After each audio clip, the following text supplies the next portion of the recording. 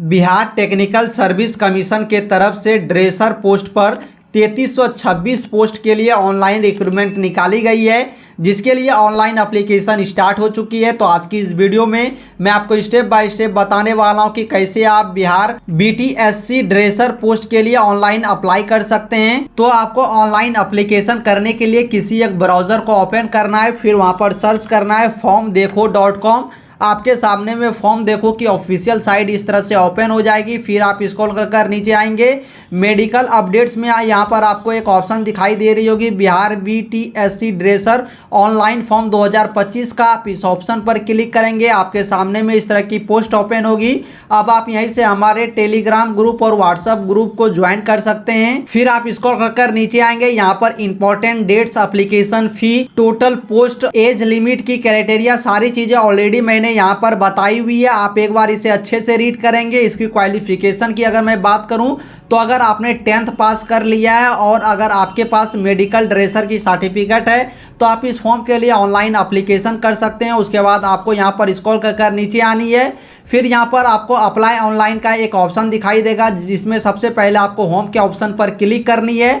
आपके सामने में बिहार टेक्निकल सर्विस कमीशन की इस तरह की डैशबोर्ड ओपन हो जाएगी, जहाँ पर आप ड्रेसर पोस्ट के लिए सारी चीज़ें यहाँ पर देख सकते हैं कि कब से ऑनलाइन एप्लीकेशन स्टार्ट की गई है, कब तक आप इसके लिए ऑनलाइन एप्लीकेशन कर सकते हैं। इसकी एडवर्टाइजमेंट को आप यहाँ पर क्लिक हियर के ऑप्शन पर क्लिक कर देख सकते हैं। और आपको ऑनलाइन अप्लाई करने के लिए सबसे पहले यहाँ पर रजिस्ट्रेशन करनी होगी। उसके लिए आपको यहाँ पर टू रजिस्टर के ऑप्शन पर क्लिक हियर के ऑप्शन पर क्लिक कर यहाँ पर आपको रजिस्ट्रेशन करनी होगी। उसके लिए आपके सामने में यहाँ पर इस तरह की पेज ओपन होगी, जिसमें आप अपनी बेसिक इंफॉर्मेशन को डालकर अपनी रजिस्ट्रेशन को कर सकते हैं। यहाँ मैं आपको बता दूं कि अगर आप इस फॉर्म को अपने से ऑनलाइन नहीं कर पाते हैं तो आपको स्क्रीन के नीचे जो नंबर दिखाई दे रही होगी, इस नंबर पर कांटेक्ट कर आप इस फॉर्म को हमारे टीम के साइट से भी ऑनलाइन अप्लाई करवा सकते हैं, जिसके लिए मात्र आपको एक मिनिमम सा अमाउंट पे करना होगा। तो अगर आप चाहते हैं इस फॉर्म को हमारे टीम के साइट से ऑनलाइन अप्लाई करवानी, तो आप घर बैठे दिए गए नंबर पर कांटेक्ट कर इस फॉर्म को हमारे टीम के साइट से ऑनलाइन अप्लाई कर सकते हैं।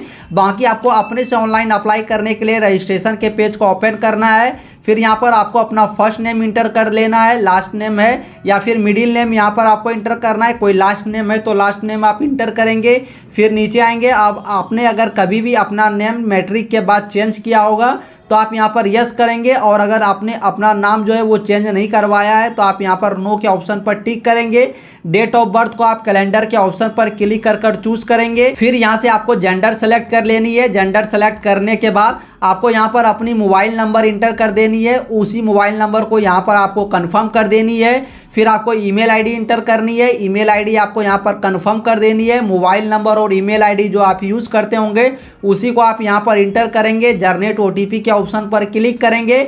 आपके ईमेल आईडी और मोबाइल नंबर पर एक ओटीपी सेंड की जाएगी। दोनों ओटीपी को इंटर कर ओटीपी को वेरीफाई करेंगे। फिर आप नीचे आएंगे, इस बॉक्स के ऊपर टिक करेंगे, इस कैप्चा को यहाँ पर इंटर करेंगे। फिर री वेरीफाई के ऑप्शन पर आप क्लिक करेंगे। अब री वेरीफाई के ऑप्शन पर क्लिक करते ही आपके सामने में आपकी रजिस्ट्रेशन की डिटेल्स ओपन हो जाएगी। आप सब बॉक्स के ऊपर यहाँ पर टिक कर देंगे। सारे बॉक्स के ऊपर टिक करने के बाद आपको यहाँ पर सबमिट के ऑप्शन पर क्लिक कर देनी है। अगर रजिस्ट्रेशन की डिटेल्स में कुछ भी आपको गलत नज़र आती है तो आप यहीं पर उसे एडिट कर सकते हैं। तो चलिए, मैंने यहाँ पर सारी चीज़ें डेमो के तौर पर आपको दिखाई है, तो मैं यहाँ पर सबमिट के ऑप्शन पर क्लिक करूँगा, फिर ओके कर दूंगा। अब यहाँ पर आपके सामने में एक पॉपअप शो हो जाएगी रजिस्ट्रेशन सक्सेसफुली का। फिर आपकी रजिस्ट्रेशन नंबर आपको यहाँ पर दिखाई दे जाएगी। आप इसे नोट डाउन कर रख सकते हैं। फिर क्लोज के ऑप्शन पर क्लिक करेंगे। गो टू एप्लीकेशन के ऑप्शन पर आप क्लिक करेंगे। आपके सामने में यहाँ पर आपकी एप्लीकेशन की फॉर्म ओपन हो जाएगी, जिसमें सबसे पहले आपको यहाँ पर अपनी पर्सनल डिटेल्स को इंटर करनी होगी, जिसके लिए आपको यहाँ पर अपनी जो मैरिटल स्टेटस है उसे सेलेक्ट करनी है। आप मैरिड है या फिर अनमैरिड है, जो भी है आप उसे सेलेक्ट करेंगे। आपकी रिलीजन कौन सी है, हिंदू, मुस्लिम, सिख, क्रिश्चियन जो भी होंगे उसे आप सेलेक्ट करेंगे। फादर का नाम क्या है, आपके पिता का नाम, उसे आप यहाँ पर टाइप करेंगे। मदर्स के नेम को यहाँ पर टाइप कर देंगे। Mobile number, email ID already आपको यहाँ पर दिखाई देगी। फिर आप जिस भी पोस्ट के लिए अप्लाई कर रहे हैं उसे आपको यहाँ से सेलेक्ट कर लेना है। जैसे कि यहाँ पर एक ही ऑप्शन आपको ड्रेसर का दिखाई देगा, आप इसे सेलेक्ट करेंगे। फिर एडवर्टाइजमेंट नंबर भी आपको ऑलरेडी यहाँ पर दिखाई देगी। नेशनलिटी इंडियन को सिलेक्ट करेंगे। फिर अगर आप बिहार के डोमिसाइल होंगे तो यस करेंगे, और अगर आप किसी अदर स्टेट से इस फॉर्म को ऑनलाइन अप्लाई कर रहे हैं या फिर आप किसी अदर स्टेट के रहने वाले होंगे तो आप यहाँ पर नो के ऑप्शन पर क्लिक करेंगे। चलिए मैं यहाँ पर यस के ऑप्शन पर क्लिक करूंगा कि मैं बिहार के निवासी हूँ। फिर आपको यहाँ से अपनी कैटेगरी सेलेक्ट कर लेनी होगी। जिस भी कैटेगरी से आप बिलोंग करते होंगे उस कैटेगरी को आप यहाँ से सेलेक्ट करेंगे। देन यहाँ पर आपको अपनी कास्ट सेलेक्ट कर लेनी है। आप जिस भी कास्ट से होंगे उस कास्ट को आप यहाँ पर सेलेक्ट करेंगे। फिर नीचे आएंगे।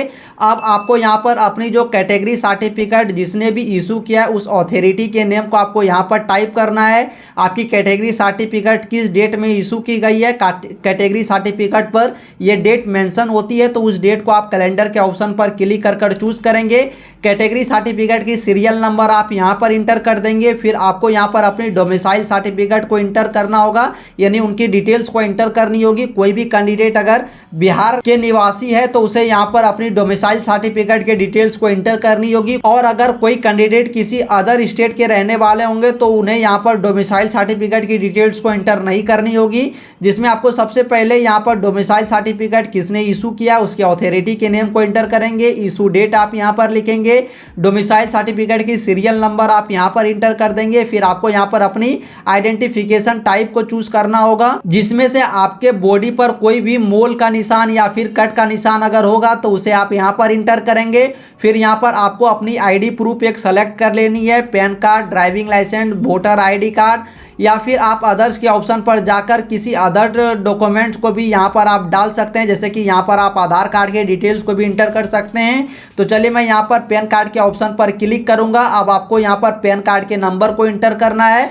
पैन कार्ड के ऊपर आपकी जो भी नाम होगी उस नेम को आप यहाँ पर टाइप कर देंगे। फिर इस बॉक्स के ऊपर टिक करेंगे, सेव एंड नेक्स्ट के ऑप्शन पर आप क्लिक करेंगे। अब यहाँ पर आपकी पर्सनल डिटेल्स को सेव कर ली गई है। फिर आपके सामने में एडिशनल डिटेल्स को इंटर करने का ऑप्शन आ जाएगा। सबसे पहले आपने एसेशनल क्वालिफिकेशन को जिस भी ईयर एक्वायर किया है उस ईयर को आप यहाँ से सेलेक्ट करेंगे।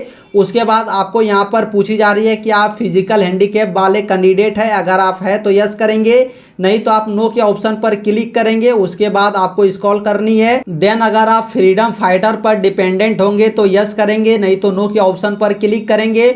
उसके बाद अगर आप परमानेंट एम्प्लॉय होंगे बिहार गवर्नमेंट में लगातार 3 साल तक अगर आपने अपनी सर्विस को कंप्लीट की होगी तो आप यस करेंगे, नहीं तो नो के ऑप्शन पर क्लिक करेंगे। उसके बाद आपको नीचे आनी है। अगर आप यहाँ यस करेंगे तो फिर आपको सारी डिटेल्स यहाँ पर आपने इंटर करनी होगी कि आपने कब सर्विस को ज्वाइन किया था, फिर आपने सर्विस से रिजाइन कब की उस डेट को आपको यहाँ पर इंटर करनी है। टोटल पीरियड आपके यहाँ पर आपको शो हो जाएगी। उस तरह की डिटेल्स आपको यहाँ पर इंटर करनी होगी। आपकी पे स्केल क्या थी उसे आपको यहाँ पर इंटर करनी होगी। तो चलिए मैं फिलहाल यहाँ पर नो के ऑप्शन पर क्लिक करूंगा। उसके बाद आपको यहाँ पर पूछी जा रही है, are you working on the post of dresser on contract basis in the state government hospital. अगर आप कॉन्ट्रैक्ट बेसिस पर ड्रेसर के लिए काम करते थे तो आप यहाँ पर यस करेंगे, नहीं तो नो के ऑप्शन पर आप क्लिक करेंगे।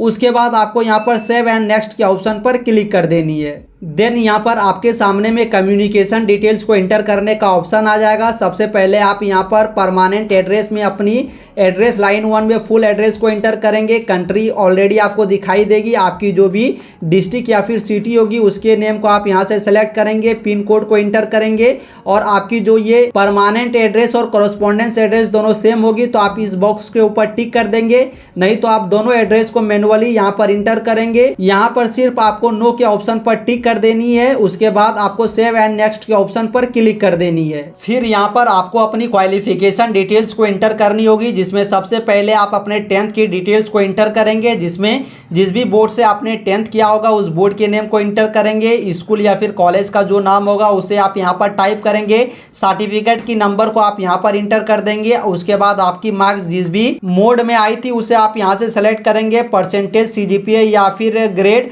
अब मैं यहाँ पर परसेंटेज को सेलेक्ट करूंगा। उसके बाद टोटल कितना मार्क्स मुझे ऑब्टेन हुआ था, यानी कि 10th में आपने टोटल कितना नंबर लाया था उसे आप इंटर करेंगे।